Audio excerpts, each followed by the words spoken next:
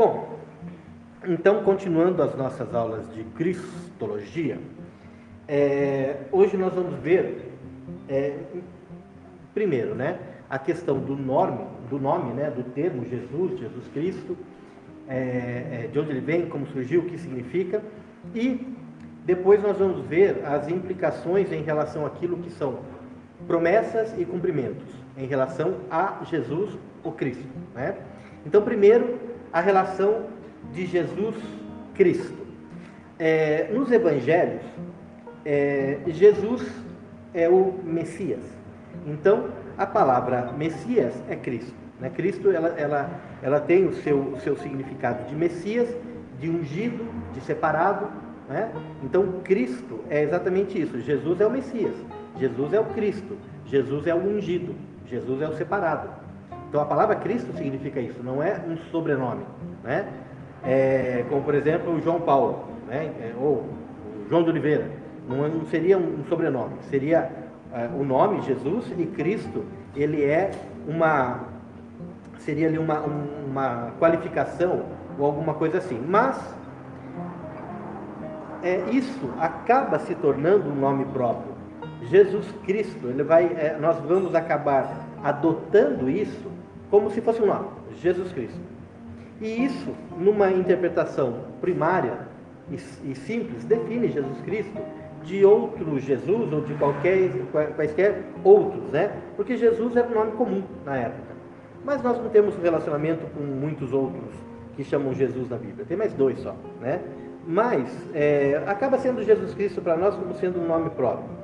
Mas existe uma diferença sobre isso. Então, quando nós vemos Atos 2:36, 17, do 1 ao 3, a gente vê ali a questão de Jesus Cristo, né? Disso ser empregado de uma forma natural, Jesus Cristo. Mas isso vem de Yeshua HaMashiach, né? Então, no hebraico, nós temos Yeshua HaMashiach e Yeshua, o nome Yeshua, na sua variação Yehoshua, nós temos Josué. Então, Josué e Jesus, eles têm o mesmo nome. No original hebraico, os dois chamam Yeshua ou uma variação de Yeshua, né? Yeshua ou Yehoshua. É como se você tivesse, por exemplo, Mariane, Mariana, Mariana, né? É uma variação de um nome bem próximo, bem parecido. E aí você tem, só que como se trata de acrônimo, se trata de um nome que dentro dele tem um significado, existe um porquê daquela palavra, daquele nome, né? Então, a sua variação, ela se aplica também destacando talvez uma ou outra coisa, de uma forma um pouco diferente. Mas, no hebraico, nós temos o Yeshua, né? E Yeshua, ali, direto do hebraico, sem passar pelo grego, nós temos Josué, tá? Assim como, se for para o bretão, para o inglês, vai ser Joshua, tá? A questão de Josué.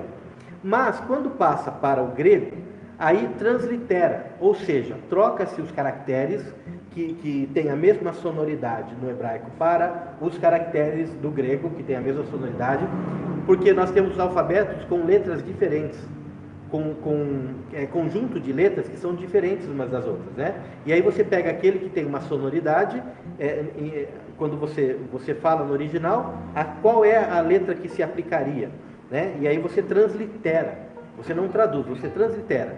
Yeshua fica Jesus, né?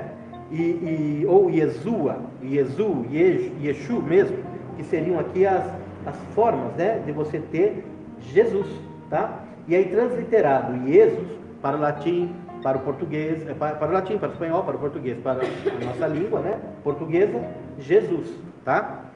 Já esse Jesus transliterado para o bretão, né, vai dar também Jesus, né, aquilo que é uma palavra muito parecida, né, com a nossa. Hamashiach em hebraico significa Messias, tá? Meshia no grego, né? Então, Hamashiach, transliterado Mashiach para o grego, Messias, né? E Messias e Cristo, né? Meshia ou Christus é a mesma palavra, tá? Tem o mesmo significado. Então, Cristo, Messias. Então, Jesus Christus, Yeshua HaMashiach, né? Seria Jesus o Messias ou Jesus Cristo, é a mesma coisa, né? Então nós temos aqui, né? Jesus, a palavra Jesus significa o Senhor é a salvação. Então toda vez que você fala Jesus, você fala o Senhor é a salvação. Mas aí na igreja está escrito assim, Jesus salva. Tá certo, mas se você for ver o que está falando, então está falando que o Senhor Jesus salva não, Jesus é o Senhor, né? Então está lá bem grande, Jesus é o Senhor. Aí o que você está querendo dizer? Você está querendo dizer que o Senhor é a salvação, é o Senhor. Se você fosse conhecedor do conteúdo da palavra Jesus. Mas como se tornou simplesmente um nome, né? E aí Jesus é a salvação. Ok, mas no nome de Jesus já contém isso, que o Senhor é a salvação. Então toda vez que se fala Jesus, está se falando o Senhor é a salvação, né? Dentro da composição daquilo que é o nome, quando ele foi criado, né? A palavra Yeshua, quando foi criado. Da mesma forma, né? A palavra Cristo significa ungido, então Jesus Cristo significa Jesus ungido, ou o Senhor é a salvação, com ungido. Yeshua HaMashiach, então, Jesus o Messias, ou Jesus Cristo, que significa o ungido que traz, né, a salvação que vem do Senhor. Então o nome Jesus Cristo significa isso, é o ungido que traz a salvação que vem do Senhor. Ele é o escolhido, né? O Messias que traz a salvação que vem do Senhor. Então isso é o significado do nome de Jesus, porque a gente canta, né?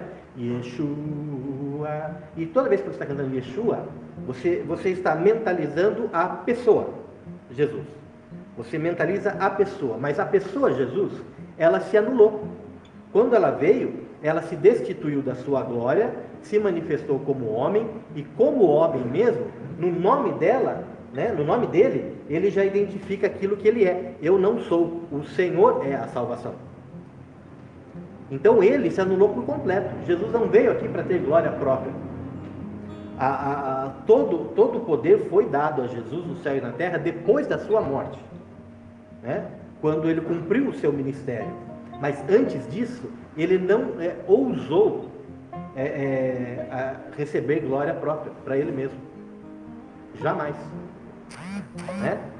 Então, chega uma hora que falam para ele assim, bom mestre, né? Ele fala, por que bom mestre? Bom é um só, é o Senhor que está no céu. Imagina, Jesus não é bom? Claro que é bom, né? Mas por quê? Porque ele não veio receber glória para ele mesmo. Ele veio mostrar o Pai.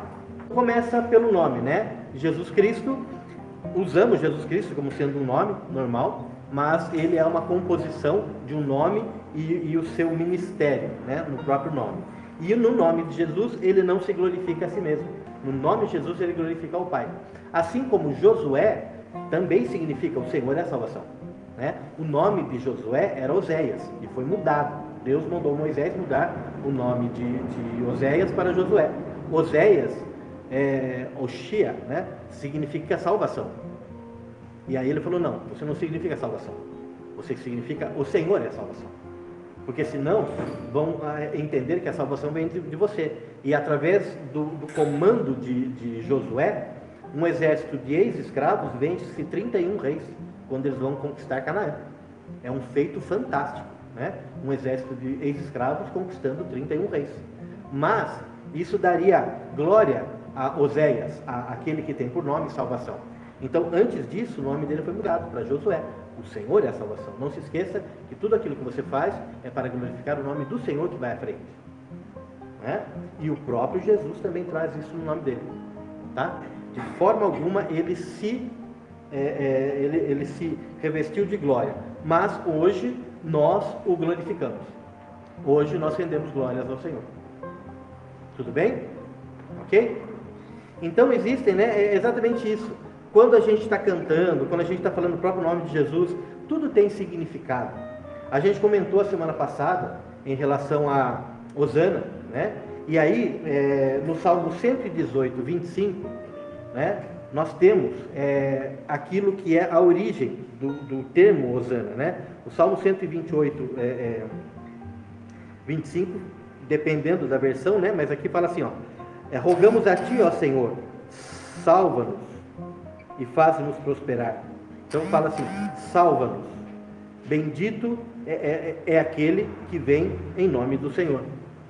Então salva-nos, ou salva-me, Senhor. Hosana significa isso, salva-me, né? E é exatamente aqui, nesse momento que se tem esse termo. E quando o Senhor Jesus ele entra em Jerusalém, esse salmo é proclamado: salva-me, Senhor. Hosana, Hosana, bendito aquele que vem em nome do Senhor.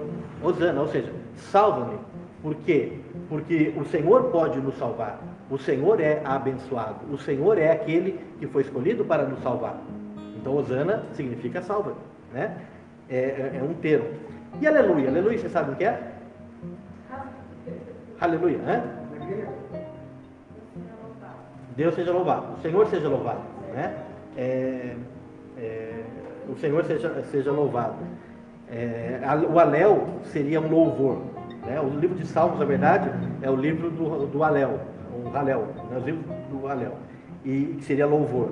Então, aleluia significa louvado seja Deus, louvado seja o Senhor seja louvado, né? E é importante quando a gente, assim, isso nos dá um movimento quando nós estamos louvando, inclusive. Por quê? Porque dependendo de como você está louvando, como você está adorando, você está ouvindo o hino, aquilo que ele está falando, né? E você está cantando junto. E aí, se você vai falar louvado seja o Senhor, então você está numa posição de adoração, né? De dar glória ao Senhor. Então, a forma de levantar a mão, né? Louvar é aleluia, né? Aleluia. Mas se você está cantando o hino que é para você receber alguma coisa, então você está na posição de recebimento. E existem hinos que ele muda o refrão e ele muda, né, a posição. E aí, se você tem o entendimento daquilo, você vai de uma maneira tranquila, adorando ao Senhor, com o entendimento do que você está falando, tanto de receber, quanto de adorá-lo, quanto de tê-lo, né, aqui como um sentimento. E aí você faz com mais intensidade aquilo que é a sua expressão de louvor diante do Senhor, né? Então é importante saber alguns termos, né, que a gente usa, porque às vezes a gente nem sabe. E aí não tem aleluias, né, porque é louvado, ou seja, o nome do Senhor, né? Porque nós não temos senhores. Não seria louvado sejam os nomes dos senhores. Então não tem aleluias no plural. Aleluias no plural não tem. Embora às vezes a gente fale por uma questão de vício na língua, né? Nossa, a gente escapa e fala aleluias, mas não tem sentido, não tem o porquê, né? Agora, glórias tem, né? São glórias. Glórias são os feitos, é você honrar a quem fez. Glória ao Senhor. Ou seja, você atribui aquilo ao Senhor. A glória é dele, foi ele que fez. Ele é o autor. Glória a ele, né? Então, as glórias são os feitos, entendeu? E os feitos mais incríveis e mais majestosos e mais assim, impossíveis ao homem fazer, eles são todos feitos por Deus. Glória a Deus, né? A ele seja a glória, porque dele, por ele e para ele, entendeu? Veio dele e eu reconheço e declaro que seja a ele, né? Por quê? Porque em mim não há glória alguma, né? Embora nós temos as nossas glórias, que são no nosso trabalho, as nossas conquistas, embora isso seja pela força do Senhor em nós, mas são as glórias humanas, né? Mas toda a glória que nós recebemos em terra, nós não receberemos no céu, né? Então, se já foi pago em terra, em vida, aqui nessa terra, não será retribuído ao céu como galardão. Então, você escolhe onde receber a sua glória, né? Por isso que toda vez que uma pessoa fala assim, aplaude você, ou chama um pastor, e aí o pastor fala: toda honra, toda glória, todo louvor seja ao Senhor, né? Por quê? Porque nós não queremos glória alguma para nós. Mas a Bíblia fala isso: aquilo que nós recebemos aqui, nós não receberemos no céu. Tá bom? Né? Então a gente escolhe onde a gente quer ter nosso pequeno momento de fama, né? Tá? É isso. Muito bem. Tudo bem, gente? Vocês estão aqui? Todo mundo aqui? Eu não quero a minha aqui, não. Oi? Eu não quero a minha aqui, não. Eu também não. O nome de Jesus já existia? Ou foi quando Jesus nasceu que ele passou a existir? Não, é nome comum. Olha, na verdade, assim, o nome Jesus é exatamente por causa de Josué, né? Porque é o nome forte na cultura, o nome de um grande conquistador, de um grande líder na cultura, né? Que era exatamente Josué, assim como Saulo, por causa de Saul, por causa do rei Saul. Então os nomes se repetem. Aliás, é interessante, porque Jesus, o pai de Jesus é José, e o pai de José é Jacó. E a gente remete lá exatamente a José, filho de Jacó, lá nos patriarcas, né? Da mesma forma. E aí nós vemos eu chamo isso de alguns movimentos proféticos paralelos, que a gente não estuda, não percebe talvez, mas a gente vê que José teve 2 filhos, né? E um dos filhos foi exatamente, ele deu o nome de Manassés, o outro de Efraim, ou seja, o Senhor, ele me livrou da minha tristeza, e o Senhor me fez próspero na terra da minha aflição. Esses são os 2 nomes dos filhos de José. E em Jesus, todas as coisas são novas, são feitas novas. E Jesus é filho de José, José é filho de Jacó. Então são movimentos paralelos proféticos, porque não existe nenhum detalhe na Bíblia que não tenha alguma relação que seja espiritual e fantástico, né? Mas então, né, são detalhes. Isso na matéria de evangelhos eu explico nos vídeos, está lá esse comentário que eu fiz agora aqui. Mas o nome então já existia, e assim como nós temos ali, quando Paulo sai em viagem, tem um Jesus Bar Sabás, né, ali. Mas não é só Jesus na Bíblia? Não, era um nome comum. Jesus era um nome comum, né? Por isso, o Jesus Cristo, uma diferenciação também, tá? Embora não seja, o sobrenome de Jesus não é Cristo, o sobrenome de Jesus, o nome de Jesus seria Yeshua ben Yosef, né? Que seria Jesus, filho de José, ou Jesus de Nazaré. Você relaciona o nome ao pai, ou o nome à tribo. Então, qual é o nome completo de Jesus? Jesus de Nazaré, esse é o nome de Jesus. Ou Jesus, filho de José, esse é o nome de Jesus, tá? Esse é o nome completo de Jesus para identificação. Uma dessas 2 formas, tá? Agora, Jesus Cristo, nós acabamos usando como nome próprio, pelas circunstâncias todas, dele ser o Messias mesmo, né? Tá? Acabamos usando, mas não é de fato. Outra pergunta, Emanuel. Emanuel, Deus conosco. Não, sim, é Deus conosco. Mas qual momento que o Emanuel, porque tem na Bíblia citado o Emanuel? Então, quando fala em seu nome será Emanuel, não significa que ele seria o nome dado pelo qual ele seria chamado, mas era o nome pelo qual ele seria conhecido. Tá. Deus conosco, né? Que é isso. Jesus é Deus conosco, né? Ele tabernaculou e habitou entre nós. Então, Emanuel, ali fala em Isaías 9:6, quando fala em seu nome, fala, né? Um menino se nasceu, um menino se nos deu, um menino, né? E aí fala também, seu nome será maravilhoso conselheiro, Deus forte, Pai da eternidade e príncipe da paz, né? Também fala, seu nome será esses nomes, né? Então, por aquilo que ele será conhecido. Mas quando o anjo, Gabriel, se manifesta a Maria, não o anjo Gabriel, Jesus, antes de virar Jesus, tá, gente? Não tem nada a ver com aquela heresia que a gente viu semana passada. É anunciando eu mesmo, né? Quando o anjo Gabriel vem falar com Maria, ele fala do nome de Jesus, né? E ele fala que o seu nome será Jesus, será chamado Jesus, né? Que é o Senhor salva. Mas é um nome já que também era o nome que era usual. E o nome, né, Jesus, foi o nome de batismo, digamos assim, o nome dele. Não é nada de batismo, que não existia batismo. O nome, né, dele foi dado pela sua mãe, pelo seu pai, como Jesus. É isso, e tem as referências em relação a Jesus, né? Não, e quando a gente fala de Emanuel, é uma referência, né, de como ele seria conhecido. Acho que a gente vai ver aqui nesses versículos todos que a gente tem aqui, tá? Mais alguma coisa? Tudo bem? Oi.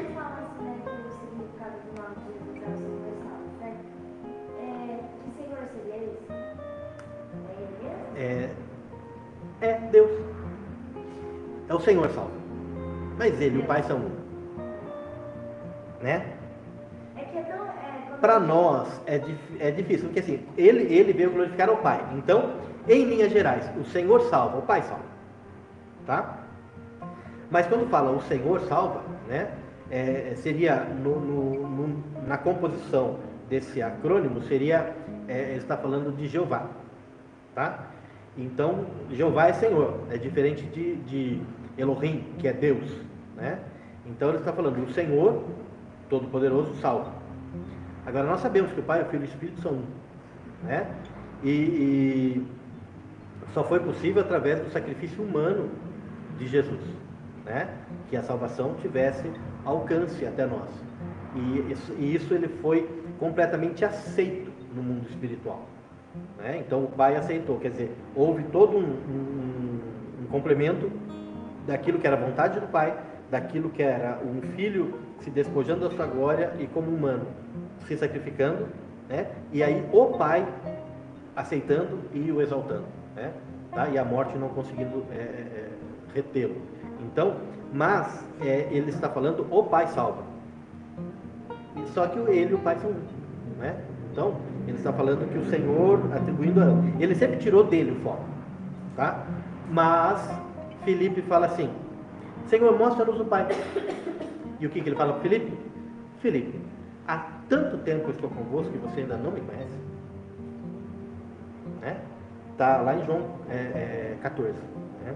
Então, para nós é uma questão difícil, mas assim, né?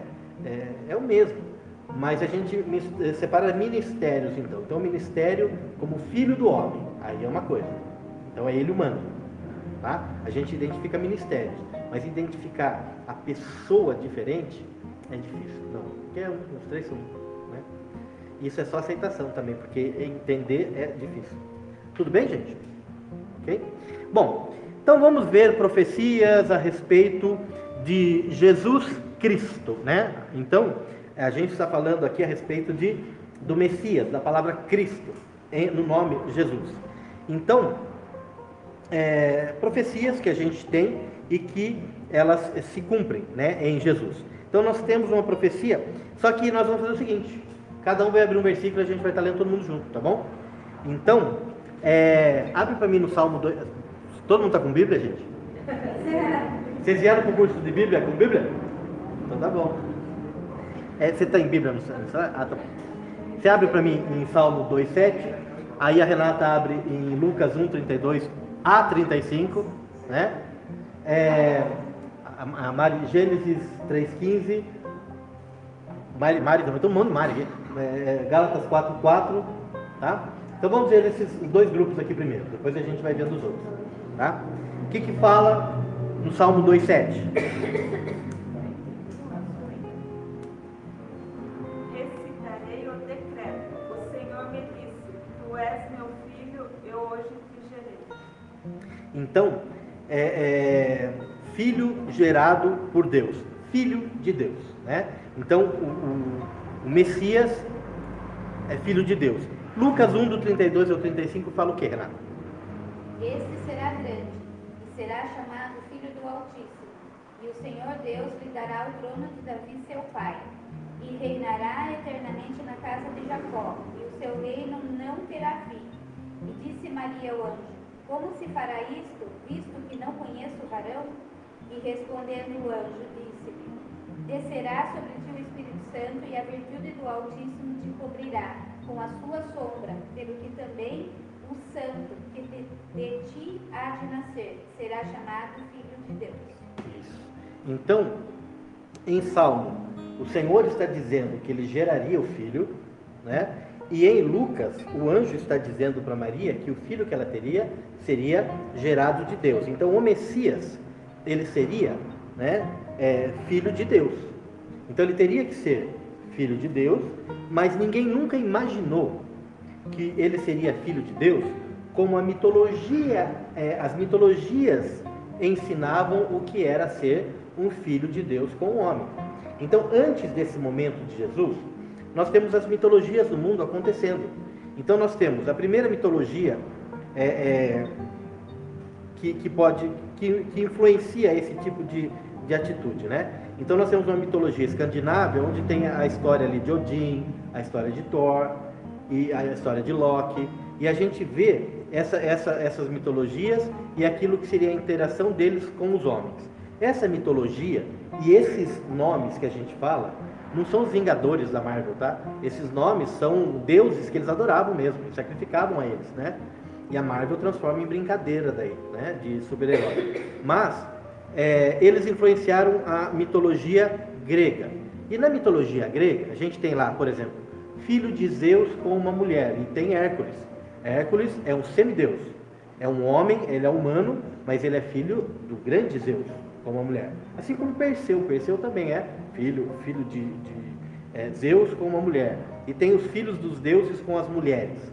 A mitologia romana também traz isso, né, com Hermes ali, sendo o grande deus.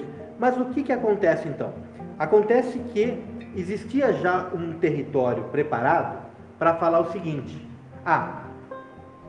os filhos dos deuses com os homens são normais, mas tanto na mitologia escandinava, grega, quanto na romana, isso nunca foi algo palpável, físico, algo que tenha sido manifesto real. Isso sempre foram histórias, né? Sempre foram as histórias contadas. Só que são aquelas histórias que elas são contadas, as histórias viram lendas, as lendas viram mitos e aquilo vira uma religião, sem nunca de fato ter existido. Diferente de quando nós temos a história aqui na Torre de Babel, de Nimrod, com a sua mãe Semiramis e tal. E aí a gente tem a história de um grande caçador, Nimrod, e Satanás também se aproveita disso, mas ele era um homem.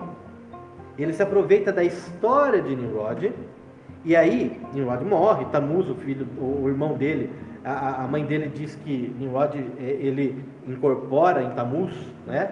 E aí eles passam a comemorar isso debaixo de uma árvore, levando presentes todo ano. Mas enfim, o que acontece? Satanás se aproveita disso, e ele é um valente caçador. E isso se transforma em histórias que se transformam em lendas. Essas lendas se transformam em mitos, esses mitos se transformam em religiões.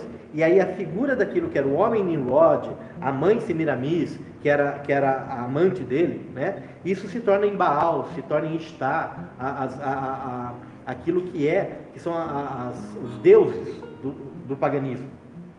Mas aquilo, usando a figura dessas pessoas humanas, e por trás delas trazendo daí toda essa força do mal para endeusar e dar origem ao paganismo. No caso da mitologia grega, mitologia romana, escandinava, você não tem os homens, você não tem um Hércules andando aqui na Terra, você não tem um Perseu andando aqui na Terra, você não tem lá aqueles nomes todos, nem o Percy Jackson, né, do filme, você não tem esses caras andando aqui na Terra. E são as histórias criadas. Mas essas histórias se tornaram, também fazia parte da religião deles. E aí o diabo ele cria todo um ambiente, porque ele sabia, porque a profecia estava aqui, né? E aí Satanás ele cria todo um ambiente para que quando Jesus nasça, né, isso, se vier dessa forma como Satanás estava prevendo que poderia ser, fosse diminuído. É mais uma história. Né? É mais uma história de lenda, etc. Então, Jesus é igual Hércules, Jesus é igual esses caras todos, e tudo bem. Mas não. O único que nasceu de um Deus e uma mulher foi exatamente Jesus. E não teve essas relações que eles têm nas histórias, que são as relações sexuais dos deuses com as mulheres. Não. Ali foi o Espírito Santo tomando Maria. Né? Então, existe uma forma diferente. Foi o único Deus que nasceu como homem. Foi Jesus. Mas o diabo já tentava, antes disso, fazer toda a desconstrução disso. Né? Tanto é que as histórias estão aí. E até hoje isso pode ganhar força. Porque se a gente for analisar de uma maneira bem simplória, Jesus é filho de Deus com uma mulher, assim como essas histórias contam as histórias desses heróis, filhos de Deus com uma mulher. Né? Mas é totalmente diferente isso falando de Cristo. Né? Diga, Carol.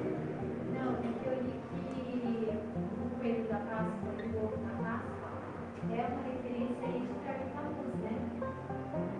Não sei se você sabe. Não me recordo. Eu vi alguma coisa em relação ao ovo de Páscoa, em relação a uma cultura celta ou alguma coisa assim. Talvez em relação à árvore de Natal. Tamuz e Ishtar porque eles comemoravam embaixo de uma árvore levando presentes anualmente. E ali seria uma menção, talvez, à árvore de Natal. Mas existe uma distância muito grande entre isso e a nossa árvore de Natal. Porque, se você for imaginar, antigamente, né? Você vai fazer uma festa. Onde? Ou numa tenda, se estiver no deserto, ou se você tiver campo e árvore, embaixo da árvore. Vai alugar um buffet, né? Onde vou achar um buffet para alugar? Né? Então se fazia a festa embaixo de árvore, se levava presentes, normal. Isso era normal. Né? O problema é que isso também foi usado de forma em relação à magia negra, em relação a trabalhar com mortos, que mereceram ali os seus presentes de aniversário, né? E aí você mistifica isso e você transforma isso em algo ruim. Agora, isso em relação à minha árvore de Natal não tem relação. Primeiro está lá a minha árvore de Natal, a gente, né, ora, põe lá os enfeites e tal. Se você for estudar, tem gente que fala a bola tem um significado. A guirlanda mesmo, a guirlanda era usada pelos celtas para fazer magia negra, para os espíritos entrarem, espíritos do mundo dos mortos, né, os espíritos malignos, eles entravam por meio da guirlanda, isso com poder em relação à magia negra. E realmente era assim. A guirlanda de bala de morango soft que eu ponho lá aqui na minha casa, né, malemar a formiga pega aquela bala, né? E viu, tudo que a gente tem, a gente ora, a gente consagra. E aí se a gente for começar a demonizar tudo isso, agora, nós demonizamos de verdade a árvore de Natal, o presente, o Papai Noel, né? Nós demonizamos tudo isso se a figura central do Natal não for o nascimento de Cristo. Né? E aí, se a gente tirar Cristo e colocar eles, Papai Noel, árvore de Natal, e aí é demônio só. Entendeu? Mas não. Então tá lá. Com relação ao que eu faço, por exemplo, em casa. Porque as minhas filhas assistem a televisão, têm relação com os amigos, vêm na casa dos outros, vai na casa de um amigo e vê a árvore de Natal e tal. Então tá lá, tá uma árvorezinha, a gente gosta, enfeita, minha esposa gosta, as meninas enfeitam, monta a árvore, põe bolinha, põe presentinho, tá lá. Filha do céu, não tem pinheiro aqui, não tem nem neve nessa época. Pai, então a gente começa a desconstruir, né? Faz, monta e depois a gente começa a ridicularizar o negócio, né? Para perder um pouco a graça. Mas a gente não faz muito isso, que é para não chatear. Mas todo ano a gente vai desconstruindo um pouquinho. O meu desejo era colocar um pé de goiaba seco ali, né? Você coloca um pezinho de goiaba seca, é mais brasileiro o negócio, né? É um negócio mais nosso. Mas enfim, tá lá, ok. Mas filhas, o que é o Natal? As duas sabem o que é Natal. E elas sabem que a árvore não tem nada a ver com o Natal. É só um símbolo que está lá, é um desenho. Mas não é o Natal. Tá? Não pode chamar de saga prazer, né? Não pode. Eu estrago. Mas é assim, agora, o Papai Noel é de lascar, viu? Trabalha, chega cansado do trabalho, vai assistir aula, né? Aí tem gente falando que Natal não é Natal, já fica mais chateado ainda. Aí compra um presente para dar de presente, aí pega, aí Papai Noel, Papai Noel nada, Papai Noel trouxa, né? Papai Noel, Papai Beto, sou eu que dei, comprei, não é Papai Noel, é você que é o Papai Noel, não, eu sou o Pai Beto, coisa, né? E aí, mas assim, a gente tem que ensinar, né? A gente não tem relação, né? O Papai Noel é uma figura principal que entra no Natal para tirar a figura de Cristo. É o Papa Nicolau, né? Que o Papa Nicolau não é o exame que as mulheres fazem, é o Papa Nicolau, tá bom? É o nome do Papa, mas é outra coisa. Ele levava presentes para as crianças, distribuía presentes, né? Para as crianças, e aí ficou a questão dessa figura sendo usada, atribuída ao Natal e tal, e toda a história. Eu gravei uma série de vídeos sobre o Halloween, mas tem muita coisa interessante sobre Natal, sobre festa junina, né? Sobre carnaval, pra gente gravar. Eu quero ver se eu gravo esses materiais todos, de onde surgiu tudo isso. Mas, aí o Papai Noel a gente deixa mais de lado. Mas aí passa o caminhão da Coca-Cola, com o barbudo lá em cima, com o velhinho de pijama lá em cima do negócio. Aí vai andar o Papai Noel. Mas a gente não pode deixar de falar a verdade. Então, é assim, essa árvore aconteceu com relação ao paganismo, em relação à cultura normal, né? É exatamente assim. Se você assistia a sua novelinha das 6 horas da tarde, éramos 6, novelinha de amor, de não sei o que, a mocinha e o mocinho vão debaixo da árvore para namorar, né? Ali, e ele dá um presente para ela. Meu avô, quando namorava minha avó, ele deixou embaixo de um banco, assim, perto da árvore, deixou uma barra de chocolate. Era caro na época, você não comprava assim de monte. Foi lá, cortejaram a minha avó, mocinha. Chegou lá cheio de formiga, barra de chocolate. Ele contava que eu morria de rir. Cheio de formiga, aquela barra de chocolate. Minha avó contava, ele não, minha avó. Minha avó contava e morria de rir, né? Cheio de formiga. Mas é assim, cultura, né? Questão cultural. Então, não vamos transformar em demonização, né? Da mesma forma, é assim, tem o ovo, a gente compra ovo de chocolate, né? Mas a gente jura de pé junto que um coelho é incapaz de botar aquilo, né? Primeiro que ele não é ovíparo, né? Não dá para botar, ele não bota ovo. Segundo que muito menos de chocolate, né? Mas a gente compra ovo de chocolate, a gente come e a gente fala a respeito daquilo que é a nossa principal comemoração, que é exatamente a morte e a ressurreição de Cristo. Isso é a Páscoa, né? E a gente tem que usar essas festas, tem que usar Natal, tem que usar Páscoa. O mundo usa com figuras erradas, não tem importância. A gente entra com a oportunidade de falar de Jesus nesse momento, né? A gente entra ali na família. A família não acredita, mas você está lá. Então, na hora de comer junto, faz uma oração. Ora ali, né, com a família. E aí todo mundo ouve, né, a oração, todo mundo recebe. É isso, as estratégias a gente tem que ter. Então, mas voltando então, né, tudo isso que a gente estava falando que é filho de Deus, né, o Senhor. Mas é aquilo, filho de Deus com uma mulher, né? A gente entrou na questão das mitologias aí. Bom, muito bem. Então, o Messias seria gerado por Deus, chamado filho de Deus. Os versículos confirmam. O que fala Gênesis 3,15? A primeira promessa messiânica que a gente tem, né? Estabelecerei inimizade entre ti e a mulher, entre a tua descendência e o descendente dela. Porquanto este te ferirá a cabeça e tu lhe picarás o calcanhar. Isso. Quando o Senhor dá o castigo à serpente, né? Por aquilo que ela tinha feito em relação a enganar Eva, e Eva sucumbiu, né? Esse versículo é isso, né? E ele te pisará a cabeça quando tu lhe ferires o calcanhar, dependendo da versão. Ou seja, aqui está falando já do Senhor, do Messias, e Deus usaria o diabo para interromper o ministério de Cristo, mas já seria o momento certo, né? E ali o Senhor, Jesus, ele seria crucificado por todo esse movimento no mundo espiritual. Ou seja, o caminhar do Senhor foi interrompido, né? O calcanhar de Jesus foi ferido. O caminhar dele foi interrompido. Mas quando ele morre, ele entra nas regiões da morte, e a morte não pode detê-lo, né?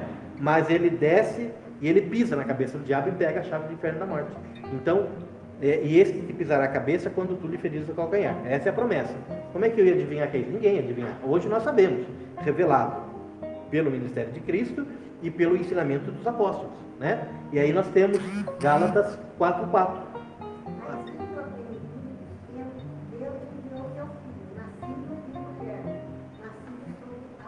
Isso, então em 3,15 fala que colocaria inimizade entre a serpente e a mulher, mas a descendência da mulher viria aquele que pisaria a cabeça do diabo. E Gálatas 4:4 fala exatamente do filho da mulher, nascido de mulher, ok? Então, a confirmação do Messias. E por que esses versículos? Para a confirmação de que Jesus é o Messias. Por quê? Porque Israel até agora está esperando o seu Messias. E nós precisamos orar pela conversão de Israel. Na matéria de quinta-feira, nós vamos entrar num assunto agora que fala exatamente sobre Israel, né? E Israel precisa se converter ao Senhor. E existe em Romanos capítulo 11, nós temos profecias em relação à conversão de Israel. Isso é fantástico, né? Só que Israel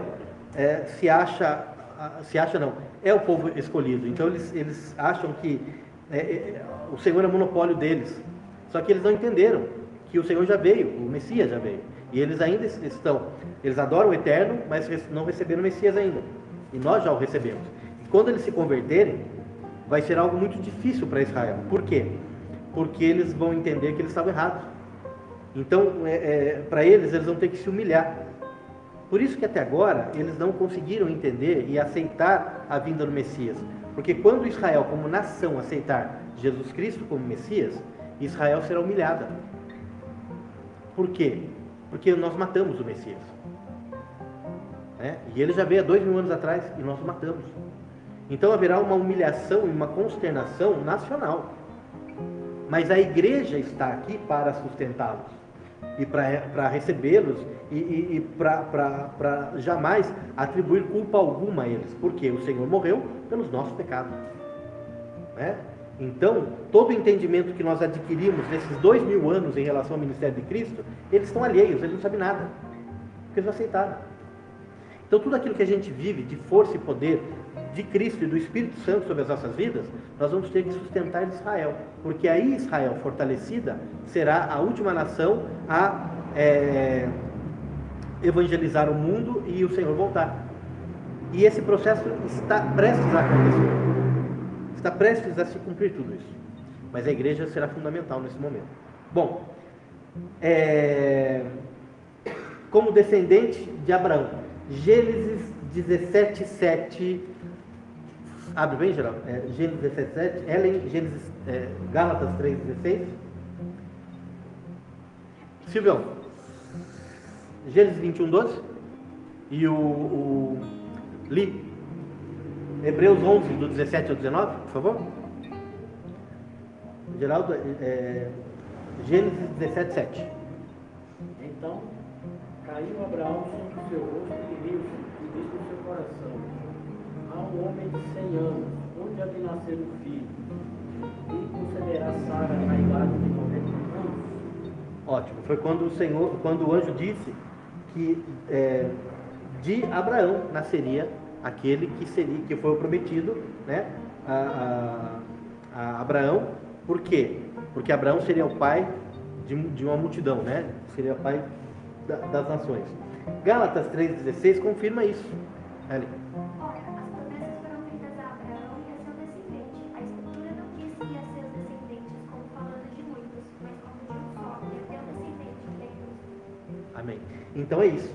Quer dizer, Abraão, ele duvidou que ele teria um filho, e ele riu-se. O nome dele foi chamado Isaac por causa disso. Significa riso, né? Ou ele riu tirando o sarro da situação, ou ele riu de prazer. Eu acredito que ele riu de satisfação. Foi uma satisfação que ele sentiu ali. E aí Isaac chama sorriso, né? Mas, e ele precisava gerar o filho, e o filho gerado de Abraão e de Sara, daquilo que é a quem se prometeu, com a sua mulher, os dois sendo livres. E Sara é uma escrava, né? Sara não, a sua mulher Sara. E Agar é uma escrava, não poderia ser filho de Agar, teria que ser com Sara. Ele com 100 anos, ela com 90 anos, né? E a promessa foi feita aqui.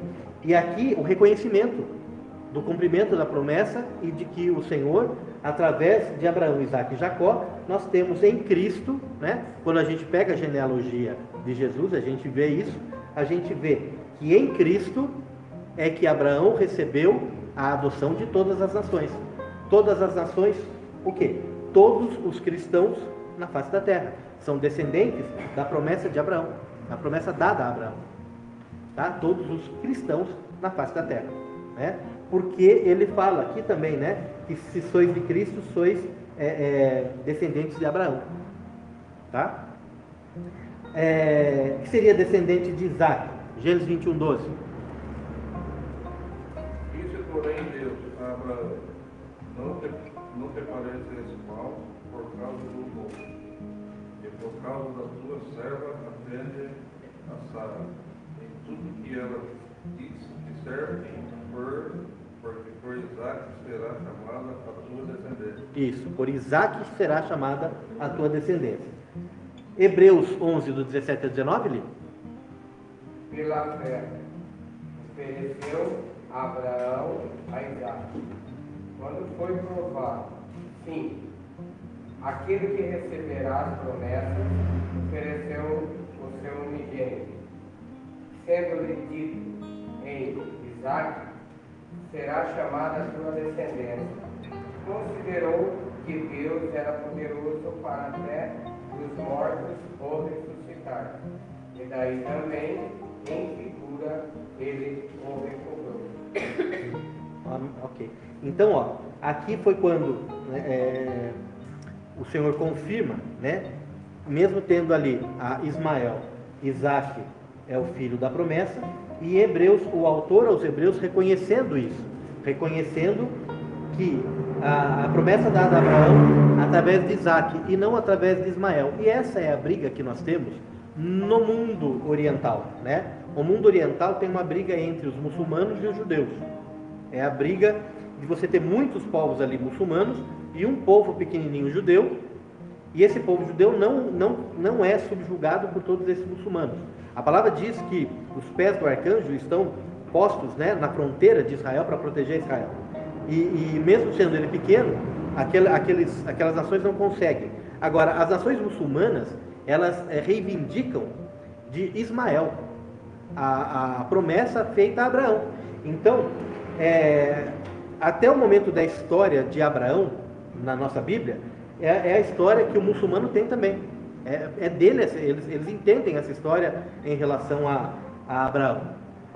Mas Ismael, que saiu de Abraão, né, ele saiu da escrava, nós temos o Senhor nos dizendo que não era ele o filho da promessa, e o anjo dizendo que era através de Isaac, através daquilo que é a promessa perfeita, né, que seria a descendência. Então, nós temos Cristo e o cristianismo sendo a promessa dada a Abraão, e não os muçulmanos.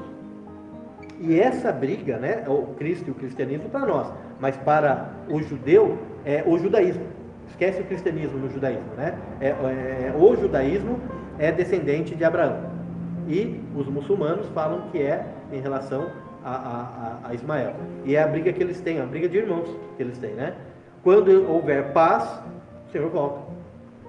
Então, o relógio de Deus na terra é exatamente a briga entre muçulmanos e judeus, tá? Mas os judeus ainda têm que entender o cristianismo e aceitar e ir além naquilo que é a promessa que eles receberam.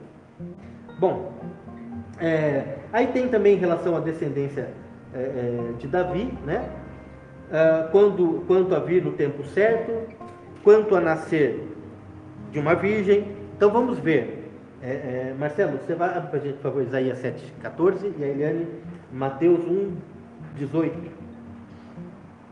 E aí é o nascimento virginal, né, em relação a Cristo. Os dois povos são irmãos, né?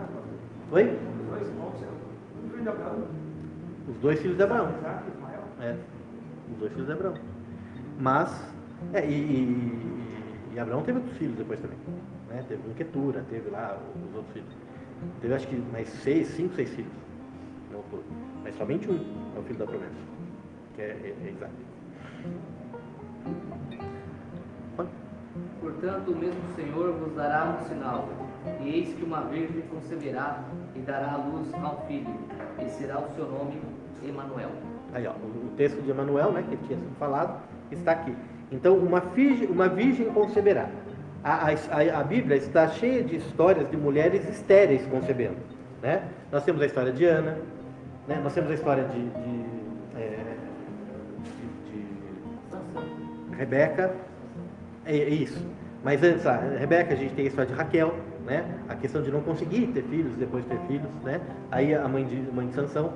A gente tem a história de Ana, a gente tem a própria história de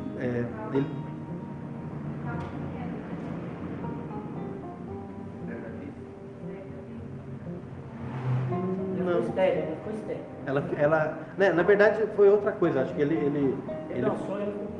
ele nunca mais falou, eu nunca mais vou dormir com você. É outra coisa.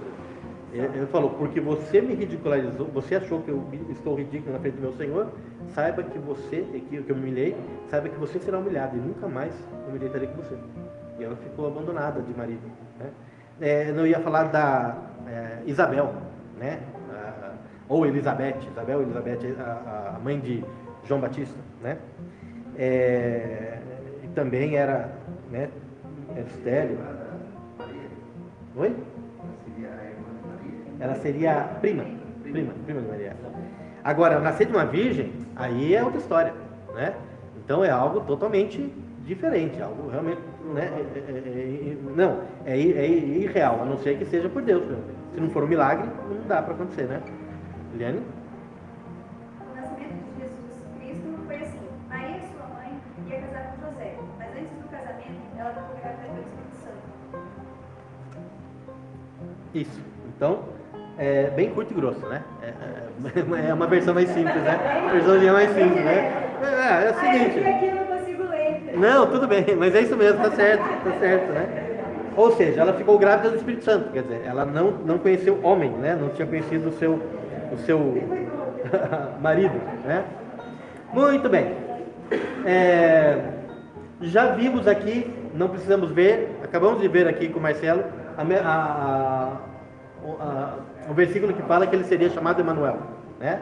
Já está aqui também. O fato dele nascer em Belém, né? Isso nós já falamos e é interessante, né?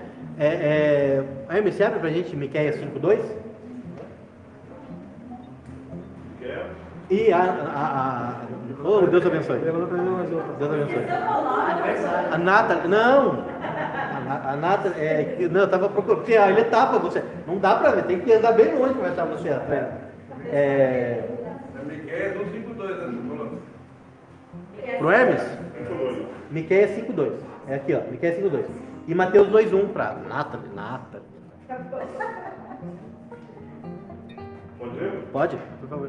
E tu, Belém Efratá, pequena demais para figurar com um grupo de milhares de carros. De ti me sairá o que há de reinar em Israel, e cujas origens são desde os tempos antigos, desde os dias da eternidade. Isso, então, ele chama a cidade, né, de Belém Efrata ou Belém Efratá, e fala que dali sairia aquele que iria governar eternamente e estaria destinado desde os tempos antigos. Desde a origem dos tempos isso já estava definido, né? Então a gente tem uma ideia de que Jesus já está nos planos de Deus desde antes. O texto mais antigo que a gente tem em relação à humanidade na Bíblia é Efésios 1:4, que fala que ele nos escolheu nele antes da fundação do mundo. Antes da fundação do mundo significa antes de fazer o mundo físico, né? De Gênesis capítulo 1, versículo 1. Ele, na eternidade passada, Deus sonhou com cada homem, cada mulher que nasceria sobre a face da terra. Adão, Eva, Caim, Abel, Sete, os 60 filhos que eles tiveram, mais todos os outros que nasceram, enfim, até o último que vai nascer. Então, o Senhor, ele sonha, ele planeja, cada um. E esse planejamento do Senhor é a formação do espírito do homem, né? O espírito do homem significa o seguinte: eu tenho um corpo, esse corpo, ele vai ser comandado por uma alma, né? Onde eu vou tomar decisões, onde eu vou ter sentimentos. Agora, qual é o propósito de eu estar lá? E o propósito é o espírito soprado, o espírito que Deus, ele sopra no homem, o espírito do homem, para que o homem possa ter um propósito de nascer, um propósito de viver. E isso ele sonhou, Efésios 1:4. Então ninguém que sonhou, ninguém que nasceu, por mais que tenha sido fruto de algum problema no nascimento, né? Uma violência, ou o tempo errado não foi planejado, mas o Senhor sonhou com a existência de cada um. E se a pessoa ela tem vida, é porque o Senhor sonhou com ela. A forma como ela nasceu, pode ser que o Senhor não tenha sonhado com essa forma, né? Mas de qualquer forma, ele sonhou com a vida daquela pessoa e aquela pessoa diante dele. E o sonho de Deus, ele é perfeito. E aí entra, tanto na forma como ela nasceu, quanto a vida que ela está vivendo, o livre-arbítrio. Então, desde os tempos antigos, e desde os tempos antigos, o Senhor já tinha estabelecido Jesus. Não que ele estabeleceu Jesus para vir morrer pela humanidade. Não. Ele estabeleceu Jesus como sendo aquele que poderia salvar uma humanidade que poderia se perder antes. Então, o Senhor sabia tudo o que poderia acontecer. E dentro de todas as possibilidades, o Senhor, ele sempre estabeleceu a ordem e nunca perdeu o controle daquilo. Ok? Então, esse versículo fala que de Belém Efrata nasceria aquele que governaria sobre Israel. De Belém também nasce Davi, né? Porque quando Samuel vai ungir os filhos de Jessé é o belemita, né? De Belém. Todos os filhos, ele unge o sétimo, que estava cuidando de ovelha, que é Davi, que chega depois. E Davi vem a ser o segundo maior rei de Israel, porque o primeiro é Jesus, né? Então, mas não está falando de Davi nesse momento. Por quê? Porque Davi pode ter sido sonhado pelo Senhor, mas o reino de Davi, ele não é um reino eterno. Ele é eterno através da descendência de Davi, que é exatamente o filho de Davi, Jesus. né? O descendente de Davi, Jesus. Não o descendente, os seus filhos ali, Roboão, nem Salomão, nenhum dos filhos, né, que ele teve. Um monte de filhos. E não, é através da sua descendência em Jesus, né? Que é o que está falando. E o movimento profético, a gente fala, né, um movimentozinho paralelo profético aí, qual que é? É que Belém significa casa de pão, né? Betlehem é casa de pão. E Jesus é o pão da vida. E Efratá significa frutífera. E ele é o fruto da árvore da vida que está no meio do Éden, está no meio do jardim, né? E esse jardim hoje está no meio da Nova Jerusalém, na cidade celestial. Só que ele não recebeu esses títulos por vir de Belém. Ele recebeu essas menções de ser o pão da vida, de ser o fruto da árvore da vida, por aquilo que é o ministério dele. E aí quando a gente vê onde ele nasceu, a gente vê que é perfeito. É um movimento paralelo profético perfeito, né? Belém, casa de pão, e ele é o pão da vida. E isso se confirma, Miqueias se confirma em Mateus 2:1. Nathalie, não esquecemos de você não. Aconteceu que, nascido Jesus em Belém da Judéia, no tempo do rei Herodes, eis que alguns magos vieram do Oriente a Jerusalém. Muito bem. Então, confirma-se que Jesus nasceu em Belém. E tu, Belém Efrata, de ti sairá aquele que será o Messias. E o Messias nasce em Belém. E os magos sabiam dessa profecia, não sabemos como eles sabiam, eles tinham acesso a esses materiais que são particularmente do povo de Israel, né? Eles sabiam disso. E o que eram os magos, né? Eram os astrólogos da antiguidade, né? Astrologia e astronomia na antiguidade, hoje a gente define um cientificamente e o outro misticamente, né? Mas eles sabiam das profecias. Ao ver uma estrela diferente, esses astrólogos, né, que eram príncipes das suas tribos, eles vão em direção para dar presentes e chegam 2 anos depois do nascimento de Jesus. Jesus tinha 2 anos de idade. E a gente coloca eles no presépio, né? Então faz um presépio, coloca lá o menininho, coloca lá Maria, José, os bichinhos todos, tem gente que põe um canguru, um golfinho, aí a gente e coloca os pastores e coloca os magos também, né? Só que os magos chegam 2 anos depois. Então não dá, né? Mas tudo bem, deixa lá. É legal, para ensinar é legal, mas nós não temos um Deus menino, né? Ele cresceu, ele deu a vida por nós, né? Tudo bem? Tudo bem, gente? Tranquilo?